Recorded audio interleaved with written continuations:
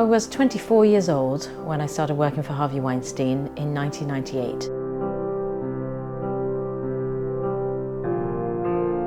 We knew that he was a difficult person. He would start asking for massages, that he would not be wearing clothes, that he might ask you to take off your clothes, that he would ask for sexual favors.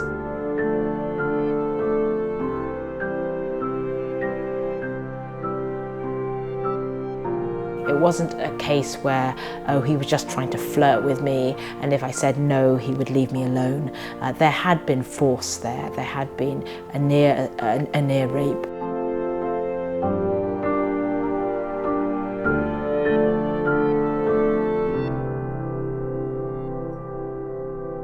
Sexual assault much more commonly is something of a soft coercion where you feel terrified, you're in a room, you feel trapped, you're getting asked all these questions. We had no view that this would end in a non-disclosure agreement. We didn't even know what a non-disclosure agreement was. I found the whole process completely terrifying. The trauma of that moment has stayed with me really for a lifetime.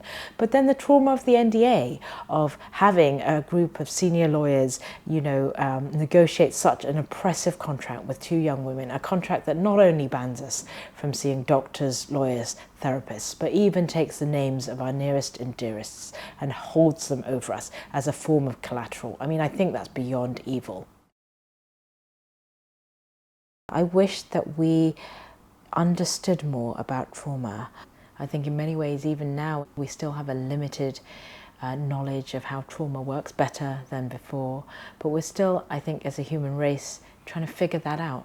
There were days when I couldn't get out of bed, where I cried all day. I couldn't do basic things like take a shower or unpack my suitcase when I returned from a trip.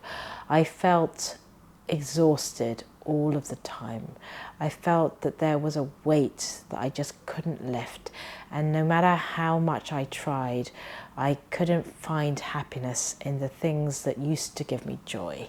I honestly wish that we had had better resources to reach out to. I wish that I had been able to help myself. I wish that we had gone to organisations that were trauma-informed and that were effective in providing support for survivors of sexual assault. I think that sort of brute force method of just get through life until you gradually start to feel better is not an effective and healthy path to healing. I only wish that we had had an organisation like Aware Singapore that we had known about, that we could go to, that would have provided empathetic support where other women would have been on the other side of the table instead of men. The organisations like Aware that work to create a safe space for survivors to come forward, to gently encourage them to talk, to tell their stories, no matter where they sit along the spectrum of revelation, is immensely important, because I think at the very least, survivors need to be heard, they need to be believed, they need to be in a place of safety where they can share their stories and not be ridiculed and not be belittled and not be diminished as they so often are in society. I actually for a long time felt I had no voice.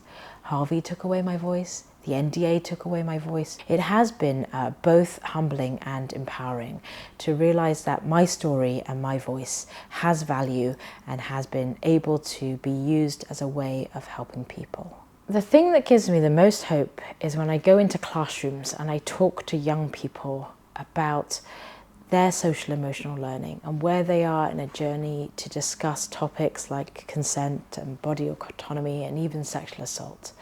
I think that the generation below us is much more aware of these issues they have. They're equipped with a language and they're equipped with a toolkit, not just to talk about sexual assault, but to talk about relationships, to talk about how to be a human person, about how to respect other people regardless of colour and regardless of gender. But the work to dismantle the system that for so long enabled Harvey and even encouraged him to do what he did to countless young women over decades, taking down that system has only just begun.